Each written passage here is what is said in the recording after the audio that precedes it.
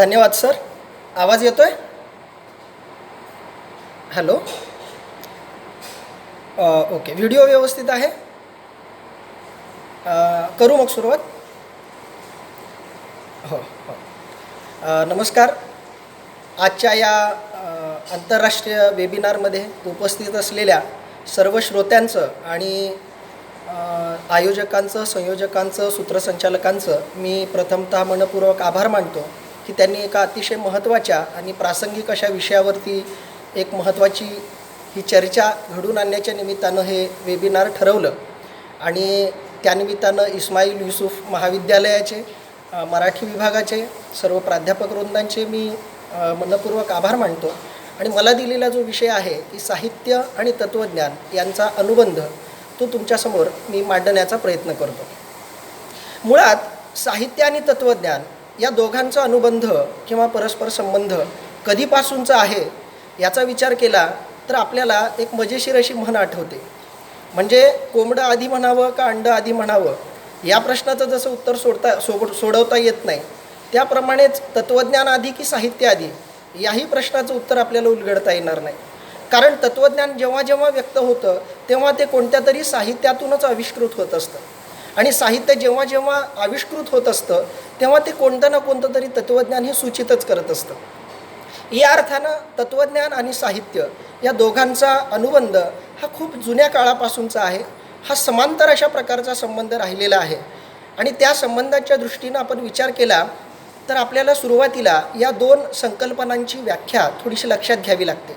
म्हणजे हे जरी खरं असलं की तत्त्वज्ञान आणि साहित्य या दोन्ही स्वतंत्र अशा संकल्पना आहेत, पण तरीसुद्धा त्या परस्परावलंबी आणि परस्पर संबंधित अशा प्रकारच्या आहेत.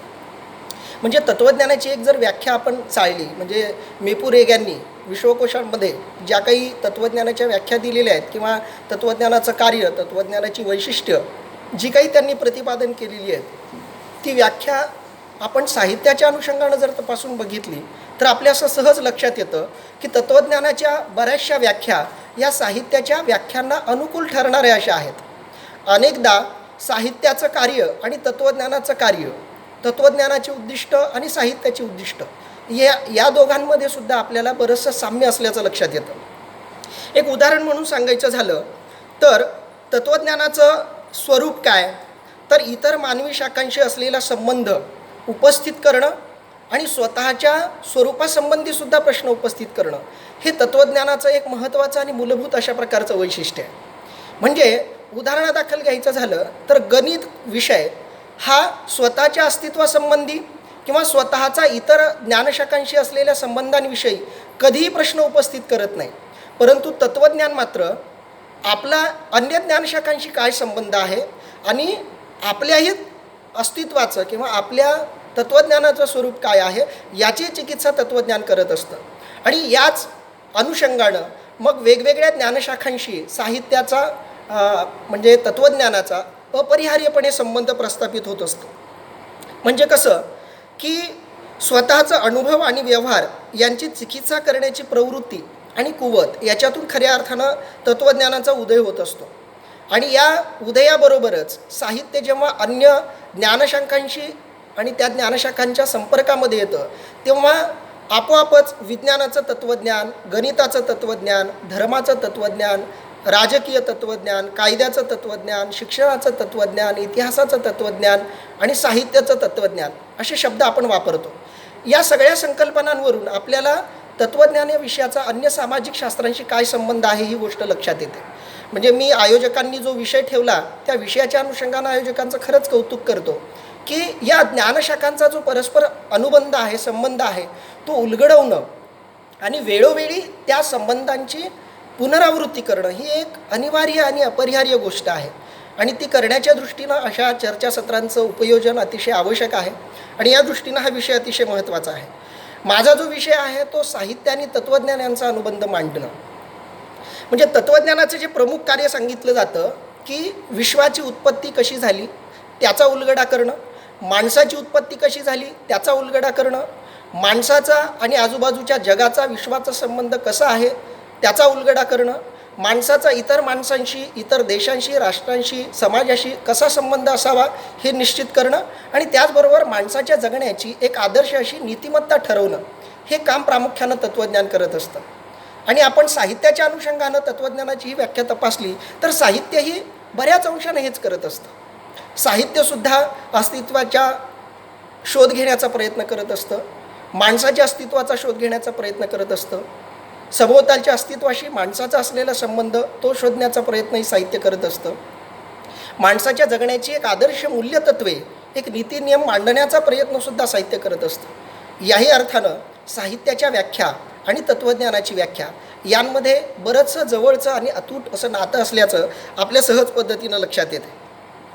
म्हणजे आणखी एका अर्थानं आपल्याला साहित्य आणि तत्त्वज्ञान यांचा अनुबंध तपासता येतो. मुळात तत्त्वज्ञानाची सुरुवात आणि साहित्याची सुरुवात किंवा दोघांची निर्मिती प्रक्रिया जी आहे तीसुद्धा बऱ्याच प्रमाणामध्ये सारखी आहे.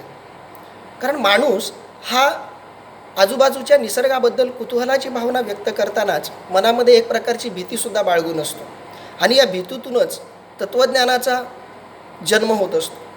आणि साहित्यसुद्धा आपल्या आजूबाजूला असलेल्या अस्तित्वाबद्दल निर्माण झालेल्या प्रश्नांचा उलगडा करण्याच्या दृष्टीनं आपल्या मनात या अस्तित्वाला बघून निर्माण झालेले जे काही अनुभव आहेत ते व्यक्त करण्याच्या दृष्टीनं अस्तित्वात येत असतं, निर्माण होत असतं.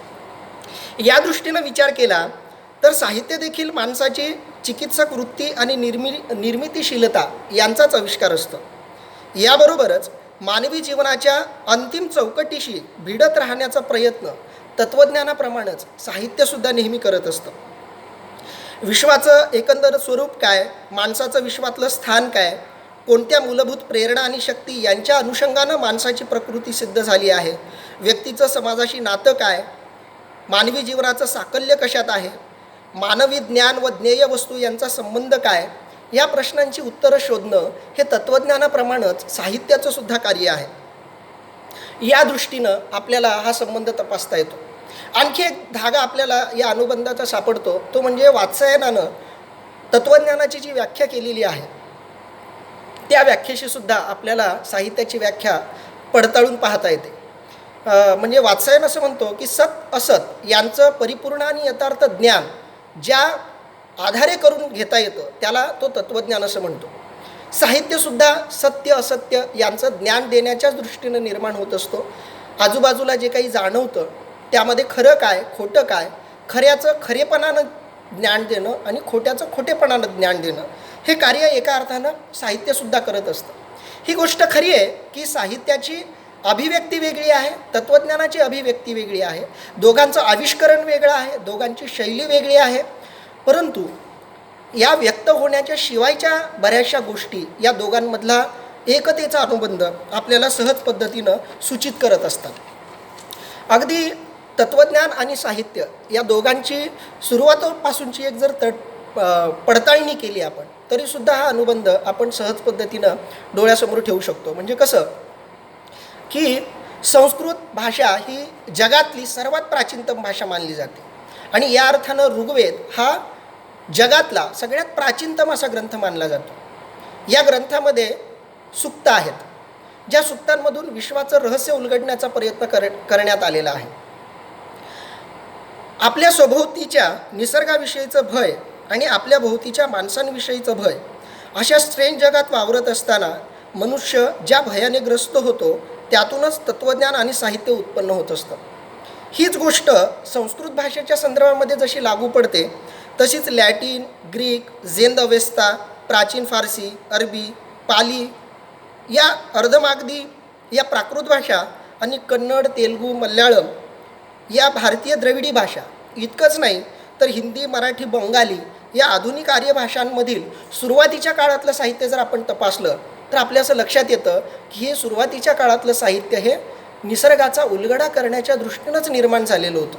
म्हणजेच काय, साहित्य मग ते कोणत्याही भाषेतलं असो ते जेव्हा निर्माण होतं तेव्हा ते खऱ्या अर्थानं एक तत्त्वज्ञान निर्माण करण्याच्या दृष्टीनं निर्माण होत असतं. आपली वेद, उपनिषद, पुराणं यांची या अनुषंगानं आपल्याला तपासणी करता येईल. व्यासांनी निर्माण केलेल्या 4 वेदांचा जर आपण अभ्यास केला तर त्या वेदांमधून सुद्धा ही सृष्टी उलगडण्याचाच प्रयत्न आपल्या ऋषीमुनींनी, भारतीय ऋषीमुनींनी केल्याचं आपल्या सहज लक्षात येतं. परंतु या वेद उपनिषदांचं आणखी एक महत्त्वाचं वाङ्मयीन अंगसुद्धा आपण दुर्लक्षून चालणार नाही. त्याच्यामध्ये असलेली गेयता असेल, त्याच्यामधलेला असलेला प्रास असेल, त्याच्यातून व्यक्त होणारी जीवनसूत्र असतील, त्याच्यातून व्यक्त होणारा आशय असेल, त्यातून उलगडणारा माणूस असेल, त्या काळातल्या माणसाचा निसर्गाशी असलेला अनुबंध असेल, या बऱ्याच दृष्टीनं वेद, उपनिषद, पुराणं यांना आपण तत्त्वज्ञानाबरोबरच साहित्यसुद्धा म्हणत असतो. म्हणजे तत्त्वज्ञानाच्या क्षेत्रामध्ये जसा यांचा अभ्यास होतो तसाच साहित्याच्या क्षेत्रामध्ये सुद्धा यांचा अनिवार्य पद्धतीनं अभ्यास होतो. आणखी एक महत्त्वाची गोष्ट आपल्याला इथं जाणवते की ज्या काळातला इतिहास, ज्या काळातली संस्कृती आपल्यासमोर उपलब्ध नसते, उपस्थित नसते, अशा काळामध्ये साहित्य ती संस्कृती उलगडण्याच्या दृष्टीनं, ती समोर आणण्याच्या दृष्टीनं आपल्याला मदत करत असतं. आणि या दृष्टीनं आपल्याला विशेषतः पुराणांची मदत आपल्याला घेता येते. कारण पुराणांची मांडणी ही बरीचशी कथात्मक स्वरूपाची आहे आणि सर्वसामान्य माणसाला समजेल अशा पद्धतीनं त्यांची मांडणी करण्यात आलेली आहे. म्हणजे थोडक्यात काय तर वेद असतील, उपनिषद असतील, पुराणं असतील, यांनीसुद्धा तत्त्वज्ञान सांगत सांगत साहित्याच्या अभिव्यक्तीचा पर्याय मात्र स्वीकारल्याचं आपल्या सहज लक्षात येतं. त्याच्यानंतर आपण 2 महापुराणांचा किंवा महाकाव्यांचा प्रामुख्यानं विचार करू. रामायण, महाभारत असेल तर भारतीय तत्त्वज्ञानावरती या 2 महापुराणांचा मोठा प्रभाव राहिलेला आहे. इतकंच नाही तर अन्य सर्व हिंदू धर्मीय वाङ्मयावर आपल्याला या महाकाव्यांचा प्रभाव पडलेला दिसतो. मग या महाकाव्यांना तत्त्वज्ञानात्मक ग्रंथ म्हणायचे का साहित्यात्मक ग्रंथ म्हणायचे, हा जर प्रश्न आपण चर्चेला घेतला तरी आपल्याला साहित्य आणि तत्त्वज्ञान यांमधला अनुबंध सहज लक्षात येतो. कारण महाभारतामध्ये वेगवेगळ्या ठिकाणी तत्त्वज्ञानाची पेरणी केली गेलेली आपल्या सहज लक्षात येते. म्हणजे भगवद्गीता असेल किंवा उद्धवगीता असेल, हा तत्त्वज्ञानाचा सार असलेला जो भाग आहे तो महाभारतामध्येच आलेला आहे. आणि हेच साररूप असं तत्त्वज्ञान महाभारतामध्ये वेगवेगळ्या घटना प्रसंगांच्या माध्यमातून, वेगवेगळ्या संवादांच्या माध्यमातून, वेगवेगळ्या पात्रांच्या माध्यमातून ही पात्र विशिष्ट प्रसंगाला कशी सामोरी जातात, त्यांना काय प्रतिक्रिया देतात, या सगळ्या गोष्टींमधून हे तत्त्वज्ञानाचं एका अर्थानं आविष्कृत करण्याचा प्रयत्न आपल्या जुन्या काळामध्ये लोकांनी केल्याचं आपल्या लक्षात येतं. इतकंच नाही तर जी आपली सुरुवातीची साहित्यशास्त्र आहेत, म्हणजे संस्कृत साहित्यशास्त्र जर उदाहरणादाखल घेतलं तर या संस्कृत साहित्यशास्त्रांवरती सुद्धा तत्त्वज्ञानाचा मोठा प्रभाव असल्याचं आपल्या लक्षात येतं. म्हणजे साहित्याच्या वेगवेगळ्या ज्या व्याख्या करण्यात आलेल्या आहेत त्या सगळ्या व्याख्यासुद्धा साहित्य आणि तत्त्वज्ञानाचा एक अनुबंधच व्यक्त करणाऱ्या आहेत. म्हणजे कलावादी अंगानं व्यक्त करणाऱ्या व्याख्या असतील, जीवनवादी अंगानं साहित्याची व्याख्या व्यक्त करणाऱ्या व्याख्या असतील, तर या दोन्ही व्याख्यांमध्ये तत्त्वज्ञान हा आपल्याला अपरिहार्य भाग असल्याचं सहज पद्धतीनं लक्षात येतं. आणि म्हणूनच आपल्या नाट्यकलेला पंचमवेद अशी उपमा भरतानं दिल्याचं आपल्या सहज लक्षात येईल. यशोधरानंसुद्धा साहित्याची व्याख्या करताना काव्यकरण विधी म्हणजे काव्य रचना करण्याचा विधी असं साहित्याच्या संदर्भामध्ये, साहित्यशास्त्राच्या संदर्भामध्ये म्हटलेलं आहे. प्लेटो, अरिस्टॉटल या पाश्चात्य विचारवंतांची सुद्धा साहित्यासंदर्भातली जी काही चिकित्सा उपलब्ध आहे ती तपासून बघितली तरी आपल्याला हीच गोष्ट लक्षात येते. प्लेटो आणि अरिस्टॉटल यांनी अनुकृती सिद्धांत जो साहित्याच्या संदर्भामध्ये मांडला, भलेही त्यांची मतं अनुकृतीच्या संदर्भामध्ये परस्पर भिन्न असली, विरोधी असली, तरी एक विशिष्ट प्रकारचं तत्त्वज्ञान त्यांनी अनुकृतीच्या माध्यमातून सांगितलं. आणि बऱ्याच अर्थानं हे तत्त्वज्ञान साहित्याचं तत्त्वज्ञानसुद्धा म्हणून अभ्यासलं जातं. याही दृष्टीनं आपल्याला प्राचीन काळापासून साहित्य आणि तत्त्वज्ञान यांचा अनुबंध मांडण्याचा प्रयत्न साहित्यशास्त्राच्या, साहित्य विचारांच्या अनुषंगानंसुद्धा झाला असल्याचं लक्षात येईल. म्हणजे हाही विषय खूप बराचसा मोठा आहे, परंतु अधिकाधिक विषयांना पुसटसा स्पर्श करत करत आपला विषय स्पष्ट करणं हा मी माझ्या विषयाचा प्रामुख्यानं केंद्रबिंदू मानलेला आहे. आणखी एक महत्त्वाची गोष्ट जी आपण भारतीय मराठी साहित्याच्या अनुषंगानं तपासून बघता येतो ती गोष्ट म्हणजे मराठीतल्या साहित्याची सुरुवात जर आपण तपासली तर त्या सुरुवातीपासूनच आपल्याला तत्त्वज्ञानाचा मराठी साहित्यावरचा प्रभाव हा अनिवार्यपणे तपासून बघावा लागतो. कसा तर मराठीतला आद्यग्रंथ जो मुकुंदराजांचा विवेक सिंधू आपण मांडतो, हा विवेक सिंधू काय आहे तर या विवेक सिंधूमध्ये तत्त्वज्ञानातला पंचीकरण हा जो एक भाग आहे तो भाग किंवा ते पंचकरणी तत्त्वज्ञान मांडण्याचा प्रयत्न करण्यात आल्याचं आपल्या लक्षात येईल. ज्ञानेश्वरांची ज्ञानेश्वरी काय तर त्याच्यामध्ये सुद्धा जे अद्वैत तत्त्वज्ञान आहे ते अद्वैत तत्त्वज्ञान मांडण्याच्या दृष्टीनंच ज्ञानेश्वरीची निर्मिती झाल्याचं लक्षात येईल. महानुभावांचं लीळाचरित्र उदाहरणादाखल घेता येईल. या ग्रंथाच्या आधारावर निर्माण झालेले दृष्टांतपाठ असतील, सूत्रपाठ असतील, हे ग्रंथ काय सूचित करतात की या लीळाचरित्र ग्रंथांमध्येच तत्त्वज्ञानाचा एक वेगळा भाग होता आणि तो भाग वेगळा करून सूत्रपाठांमधून मांडण्यात आलेला होता. म्हणजेच काय, एक गोष्ट आपल्या लक्षात आली असेल हे सगळं विवेचन ऐकताना, की साहित्यामध्ये आणि तत्त्वज्ञानामध्ये एक मूलभूत स्वरूपाचा फरक आहे. साहित्याची तत्त्वज्ञानाला का मदत घ्यावी लागते याचं कारणही आपल्याला इथं उलगडून दाखवता येईल. मुळात तत्त्वज्ञान हे संश्लेषणात्मक असतं आणि साहित्य हे विश्लेषणात्मक असतं. म्हणजेच काय, तर तत्त्वज्ञान हे सैद्धांतिक असतं, साररूप असतं, नेमकं असतं आणि म्हणूनच ते बऱ्याचदा दुर्बोध, अनाकलनीय आणि सर्वसामान्य माणसाला आवाक्यात येणार नाही अशा स्वरूपाचं असतं. परंतु कोणतंही तत्त्वज्ञान मांडणाऱ्या तत्त्ववेत्याला आपलं तत्त्वज्ञान अधिकाधिक लोकांनी स्वीकारावं ही अपेक्षा असतेच. मग आपण सांगितलेलं तत्त्वज्ञान लोकांना समजेल, पचेल, उमगेल, आपल्या तत्त्वज्ञानाचा अधिकाधिक लोक आचरण करतील, यासाठी काय केलं जावं याचा जेव्हा विचार तत्त्ववेत्ते करतात तेव्हा त्यांना साहित्याचा आधार घेणं अपरिहार्य ठरतं. ज्ञानेश्वरीचं उदाहरण घ्यायचं झालं तर भगवद्गीता हा एक तत्त्वज्ञानात्मक ग्रंथ आहे. हिंदू धर्माचंच तत्त्वज्ञान सार रूपानं त्याच्यामध्ये सांगण्यात आलेलं आहे.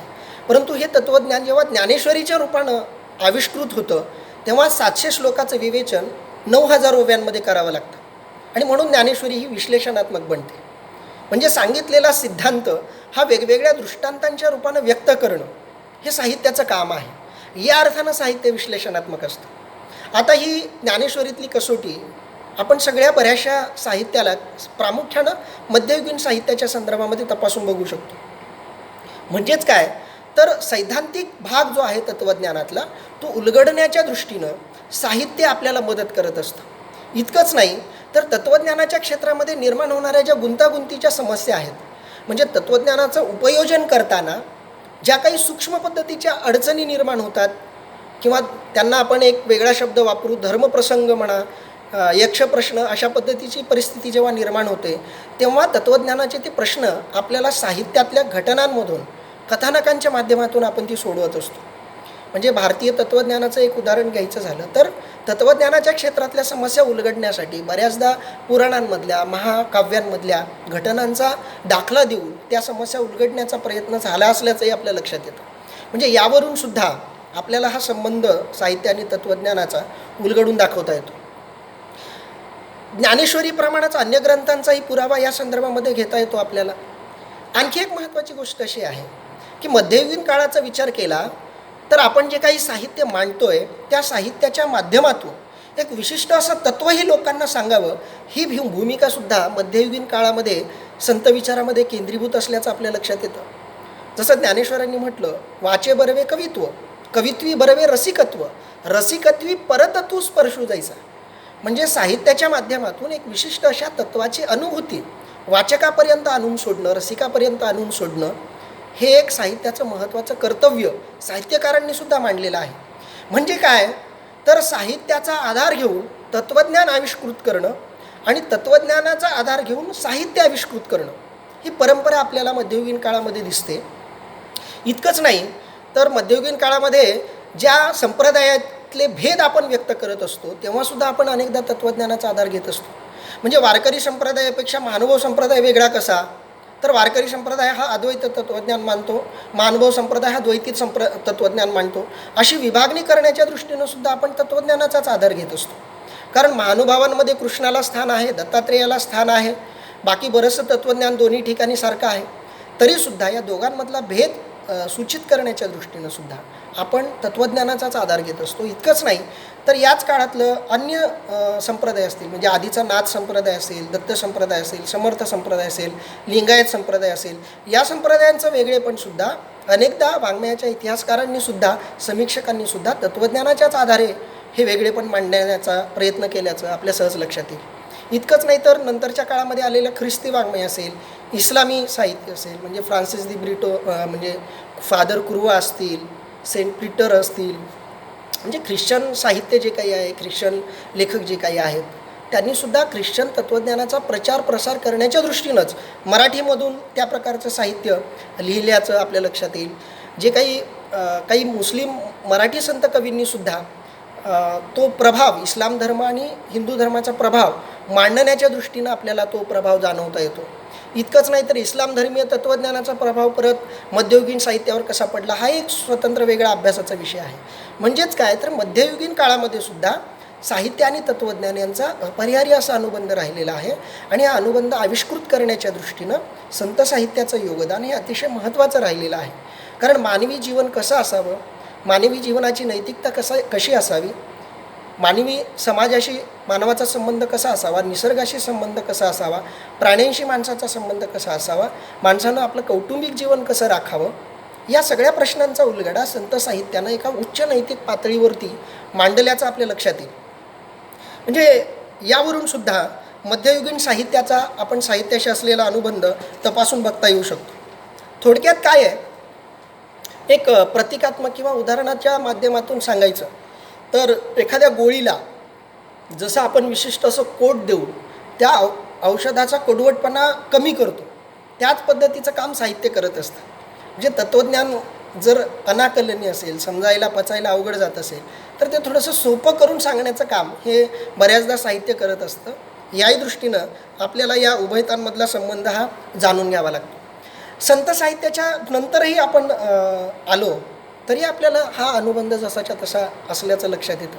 म्हणजे कसं, मध्ययुगीन कालखंडामध्ये म्हणजे काही किरकोळ अपवाद वगळले, म्हणजे पंडिती वाङ्मय असेल, शाहिरी वाङ्मय, पोवाडा लावणी वाङ्मय वगैरे असेल, बखर वाङ्मय असेल, यांचा अपवाद वगळला तर बहुतांश साहित्य हे काय होतं, तत्त्वज्ञानात्मक म्हणजे धर्मतत्त्वज्ञानात्मक असा आपण शब्द वापरू. म्हणजे आतापर्यंत जो मध्ययुगीन कालखंडाच्या संदर्भात तत्त्वज्ञान असा आपण शब्द वापरला, त्याला तत्त्वज्ञानापेक्षा धर्मतत्त्वज्ञान असा शब्द जास्त संयुक्तिक होईल. परंतु इंग्रजांच्या आगमनानंतर मात्र या तत्त्वज्ञानानं धर्माची सांगड, धर्माची साथ सोडल्याचं आपल्या लक्षात येतं. कारण धर्म आणि तत्त्वज्ञान यांचा एक अनिवार्य संबंध जो मध्ययुगीन काळात आपल्याला दिसतो तो हळूहळू कमी होत जाऊन धर्म आणि तत्त्वज्ञानाची फारकत झाल्याचं बऱ्याच प्रमाणात आपल्याला लक्षात येतं इंग्रजांच्या आगमनानंतर. कारण इंग्रजांच्या भौतिक तत्त्वज्ञानाचा, भौतिक संस्कृतीचा, भौतिक ज्ञानशाखांचा प्रभाव आपल्या मराठी वाङ्मयावरती पडला आणि आपण थोडंसं धर्माला तत्त्वज्ञानापासून वेगळं केलं. पण तत्त्वज्ञानानं धर्माशी फारकत केलेली असली तरी साहित्याशी मात्र फारकत तत्त्वज्ञानाला इंग्रजांच्या आगमनानंतरसुद्धा करता आली नाही. इंग्रजांचं आगमन झाल्यानंतर सुरुवातीचा कालखंड हा थोडासा रूपांतरित, भाषांतरित वाङ्मयाचा राहिला आहे. परंतु त्या कालखंडामध्ये सुद्धा एक नवं तत्त्वज्ञान जाणून घेण्याचीच प्रेरणा ही या वाङ्मय निर्मितीच्या मुळाशी राहिलेली आहे. म्हणजे इंग्रजांना भलेही भारतीय तत्त्वज्ञान जाणून घेण्याची त्यामागे प्रेरणा असेल किंवा भारतीयांना इंग्रजी तत्त्वज्ञान जाणून घेण्याची त्यामागील प्रेरणा असेल. आणि नंतरच्या काळामधलं जे काही वैचारिक वाङ्मय आपल्यासमोर येतं ते प्रत्यक्ष रूपानं एक तत्त्वज्ञानाचाच आविष्कार आहे असं आपण म्हणू शकतो. म्हणजे महात्मा फुल्यांचं साहित्य असेल, टिळकांचं असेल, आगरकरांचं असेल, श्रीम परांजप्यांचं या कालखंडातलं लेखन असेल, तर हे सगळं लेखन जे वैचारिक साहित्य होतं, म्हणजे विष्णूशास्त्री चिपळूणकरांची निबंधमाला, कृष्णशास्त्री चिपळूणकर असतील, लोकहितवादींची शतपत्र असतील, हे जे काही वैचारिक वाङ्मय या कालखंडामध्ये निर्माण झालं हे एका अर्थानं तत्त्वज्ञानाची किंवा नव्या तत्त्वज्ञानाची मांडणी करणारंच साहित्य होतं. म्हणजे ही गोष्ट आहे की वैचारिक साहित्य हे नेहमीच तत्त्वज्ञानाला आपल्या कवेत घेऊन प्रत्यक्ष वावरणारं साहित्य असतंच. परंतु इतकंच नाही तर या वैचारिक साहित्याला ललित साहित्यानं सुद्धा एक प्रकारची मदत केल्याचं आपल्या लक्षात येतं. म्हणजे मध्ययुगीन काळामध्ये जे काही वैचारिक लिखाण झालं याचा प्रभाव सगळ्या वाङ्मय प्रकारांवरती पडला. म्हणजे केशवसुतांची कविता याच प्रभावातून निर्माण झाल्याचं आपण म्हणू शकतो. म्हणजे विष्णुदास भाव यांची नाटकं असतील, खाडीलकर, कानिटकरांची नाटकं असतील किंवा किर्लोस्करांची नाटकं असतील, गोबदेवलांची नाटकं असतील, तर या नाटकांवरती सुद्धा केशवसूत सांप्रदायिक सगळे कवी यांच्यावरती सुद्धा आपल्याला हा प्रभाव तपासून बघता येतो. हरिनारायण आपट्यांचं सगळंच लेखन, कथात्म असेल, विशू गुर्जरांचं लेखन असेल, वामजोशींच्या कथा असतील, तर या सगळ्यांवरतीच म्हणजे या काळातल्या इंग्रजांच्या आगमनानंतरचा सुरुवातीचा कालखंड साहित्याचा तपासला तर त्या साहित्यावरती सुद्धा या काळातल्या तत्त्वज्ञानाचा मोठा प्रभाव होता. इतकंच नाही तर वाङ्मयाच्या इतिहासकारांनी या काळातल्या साहित्यावर प्रचारकी साहित्य म्हणून आक्षेपही घेतलेला आहे. हरिभाऊ आपट्यांच्या साहित्यावरती तो आक्षेप घेतला गेलेला आहे. बोधवादी साहित्याचाही आक्षेप, पाल्लाविकतेचा आक्षेप या साहित्यावर घेतलेला असला तरी त्या काळातलं तत्त्वज्ञान आविष्कृत करण्यासाठी या काळातलं साहित्य हे प्रामाणिकपणे हजर झाल्याचं आपल्या लक्षात येतं. म्हणजे हा आक्षेप सहन करूनसुद्धा याही अर्थानं आपल्याला इंग्रजांच्या आगमनानंतरसुद्धा साहित्य हे कशा पद्धतीनं तत्त्वज्ञानाला आपल्यासोबत घेऊन वावरत होतं ही गोष्ट सहज पद्धतीनं लक्षात येत असल्याचं कळेल आपल्याला. इतकंच नाही तर या काळातल्या साहित्यामध्ये भौतिकवाद, अस्तित्ववाद, वास्तववाद, स्वच्छंदतावाद अशा वेगवेगळ्या वादांचा हळूहळू प्रभाव पडत गेल्याचं आपल्या लक्षात येईल आणि या प्रभावातूनच खऱ्या अर्थानं हे साहित्य आविष्कृत होत गेलं. हा एक आढावा लक्षात घेतला की कांटचा एक विचार सहज पद्धतीनं आपल्या डोळ्यासमोर येतो. तो विचार काय आहे? कांटनं मानवी इतिहासाचे 3 महत्त्वाचे टप्पे सांगितलेले आहेत. पहिल्या टप्प्याबद्दल तो म्हणतो की देवदेवतांचे संदर्भ असणारा काल्पनिक विचारांचा टप्पा, दुसरा आध्यात्मिक विश्वाची पराभौतिक चिकित्सा करणारा टप्पा आणि तिसरा भौतिक चिकित्सा करणारा टप्पा. आता या 3 टप्प्याच्या आधारावर जर आपण भारतीय इतिहास किंवा साहित्य इतिहास अभ्यासला तर आपल्या लक्षात येतं की सुरुवातीच्या काळातलं साहित्य जे होतं ते बऱ्याच प्रमाणामध्ये सुरुवातीच्या 2 टप्प्यांवरचं होतं. म्हणजे मध्ययुगीन कालखंडातलं साहित्य हे देवदेवतांची चिकित्सा करणारं साहित्य होतं. म्हणजे ईश्वर, पाप पुण्य, स्वर्ग नरक, अलौकिकता या सगळ्या गोष्टींचा आविष्कार अगदी काल्पनिक पद्धतीनं आणि त्या स्पष्ट करण्यासाठी विविध तर्क देणं, वेगवेगळ्या बुद्धिवादी कसोट्या वापरणं याच्यामध्ये साहित्य गुंतून असल्याचं आपल्या लक्षात येईल. नंतरच्या काळामध्ये याच तत्वांची चिकित्सा करण्याचा कालखंड जो कांटनं दुसऱ्या टप्प्यामध्ये उल्लेखलेला आहे त्याच्यामध्ये आपण इंग्रजांच्या आगमनानंतरचा कालखंड म्हणू शकतो की या जुन्या तत्त्वज्ञानाची एक नवी फेरमांडणी करण्याचा प्रयत्न या काळामध्ये झाला. म्हणजे विका राजवाड्यांचं लेखन असेल किंवा आपण बघायला गेलो मगो रानडेंचं, महादेव गोविंद रानड्यांचं लेखन असेल जे की उदारमतवादी म्हणून आपण मानतो, किंवा मार्क्सवादी प्रभावातून आलेल्या गंबा सरदारांचं लेखन असेल. अलीकडच्या काळामध्ये सदानंद मोरे असतील, या सगळ्या लेखकांचं जर आपण लेखन तपासलं तर आपल्या लक्षात येईल की तो जुना अनुबंध, ती मध्ययुगीन साहित्याची चिकित्सा आजच्या काळाच्या कसोट्यांवर करण्याचा प्रयत्नसुद्धा अलीकडच्या काळामध्ये सुद्धा होत गेल्याचं दिसतं. आणि तिसरा जो टप्पा कांट सांगतो की भौतिक तत्त्वज्ञानाचा किंवा भौतिक विज्ञानाची सांगड पकडून त्या पद्धतीने वाटचाल करण्याचा टप्पा. तर या 3ही टप्प्यांमधून मराठी साहित्यसुद्धा वावरल्याचं आपल्या लक्षात येईल. हा टप्पा सारखा आपण डोळ्यासमोर ठेवूनसुद्धा तत्त्वज्ञानाचा हा अनुबंध तपासून बघू शकतो. नंतर आपण पुढं 1920 नंतर तर आपल्याला गांधीवादाचा स्पष्ट प्रभाव जाणवतो. त्याच्या आधी केशवसुतांची कविता आहे, बालकवींची कविता, रेव्हरंड टिळकांची कविता, किंवा याच कालखंडामध्ये गोविंदाग्रज वगैरेंची कविताही आपण तपासली तर त्याच्यावरती सुद्धा त्या आधीच्या तत्त्वज्ञानाचा प्रभाव दिसतो. 1920 नंतर आपण गांधीयुग मानतो. गांधीयुगानं तर साहित्यावरती मोठी पकड बराच काळ आपली ठेवलेली लक्षात येते. म्हणजे वि स खांडेकरांचं साहित्य असेल, विनोबा भाव्यांचं साहित्य असेल, साने गुरुजींचं साहित्य असेल, हे काही मोजकी नावं आपण गांधीवादाच्या प्रभावातली घेत असलो तरी गांधीजीच्या तत्त्वज्ञानामधली जी महत्त्वाची सूत्र होती की खेड्यांकडे चला, अहिंसात्मक मार्गानं म्हणजे सरकारला किंवा शासनाला प्रतिकार करा, सत्याग्रहाचा मार्गाचा अवलंब करा, अहिंसेचं आचरण करा, साधं जगा, या पद्धतीचं जे काही गांधीजींचं आचरण आणि तत्त्वज्ञान होतं त्याचाही प्रभाव मोठ्या प्रमाणामध्ये गांधीजींच्या काळातल्या साहित्यावरती 1920 नंतरच्या साहित्यावरती आपल्याला जाणवतो. त्याच काळामध्ये असलेला जहालगटसुद्धा होता, ज्याचे एक प्रतिनिधी म्हणून आपण जरी सावरकरांचा उल्लेख केला तर त्यांच्या जहालमतवादी तत्वांचाही प्रभाव या काळातल्या साहित्यांवरती होता. तर त्याही दृष्टीनं आपण बघितलं तर लक्षात येतं की नंतरसुद्धा तत्त्वज्ञानाची सांगड साहित्याला सोडता आलेली नाही. गांधीवादांच्या प्रभावातून एक गोष्ट जी मराठी साहित्याला जाणवली ती गोष्ट ही होती की उपेक्षितांना जागा देणं, जो भाग दुर्लक्षिला जातो आहे तिकडं लक्ष देण्याची प्रेरणा ही गांधीजींच्या तत्त्वज्ञानाचं एक मूळ स्रोत होती असं आपण म्हणू, मूळ केंद्र होती असं आपण म्हणू.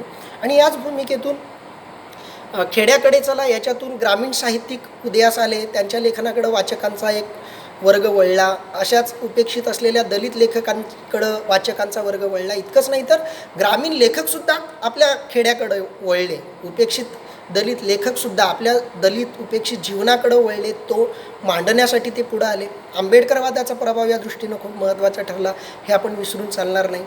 त्याच्यापूर्वीच्या महात्मा फुल्यांनी जे काही लेखन केलेलं होतं, शाहू महाराजांच्या विचारांचा जो काही प्रभाव होता, शाहू फुले आंबेडकर या तिघांच्या एकसूत्रीपणातून एक विशिष्ट असं तत्त्वज्ञान समाजामध्ये बाहेर पडलं. आंबेडकरांचं बहुतांश लेखन हे इंग्रजीमध्ये असूनसुद्धा मराठी वाङ्मयावर त्याचा खूप मोठा प्रभाव पडल्याचं आपल्या लक्षात येतं. म्हणजे काय तर उपेक्षितांकडं लक्ष जाणं हे महत्त्वाचं काम हे 1920 नंतर आपल्याकडं सुरू झालं. 1945 नंतर जी नवकविता सुरू झाली आपल्याकडं, त्या नवकवितेच्या अनुषंगानं सुद्धा आपल्याला हा विषय तपासून बघता येऊ शकतो.